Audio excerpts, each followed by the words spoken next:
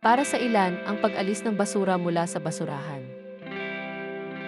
ay isang minutong gawain lamang. Para sa akin, halos imposible itong gawin. Bahagi ako ng mga taong may kapansanan. Sa estado ng Israel, na araw-araw ay nahaharap sa pisikal at mental na kondisyon, na nagpapahirap sa mga simpleng gawain. Paggising, pag-aayos at kung minsan ay ginagawa pa ang mga pinakasimpleng bagay sa bahay. Isa sa mga gawain na partikular kong nahihirapan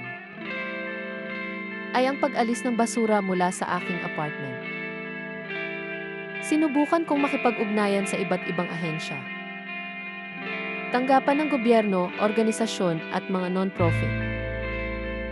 Ngunit sa pagsasagawa, paulit-ulit akong pinapadala mula sa isang ahensya patungo sa isa pa, nang walang tunay na solusyon.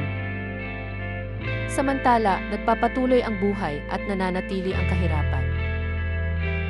Nabubuhay lamang ako sa pensyon para sa kapansanan. Kaya wala akong opsyon na magbayad sa isang pribadong kumpanya para tulungan ako sa mga ganitong pangunahing bagay.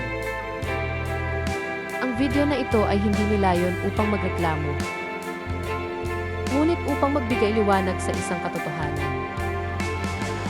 Isang katotohanan kung saan ang mga taong may kapansanan ay nag-iisang humaharap sa mga pang-araw-araw na paghihirap na halos hindi napapansin ng iba.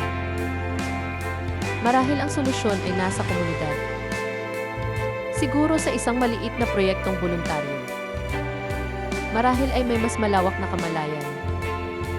Kung mayroon mang nakakaalam ng solusyon, isang inisyatiba, o kahit isang mabuting kapitbahay na handang tumulong.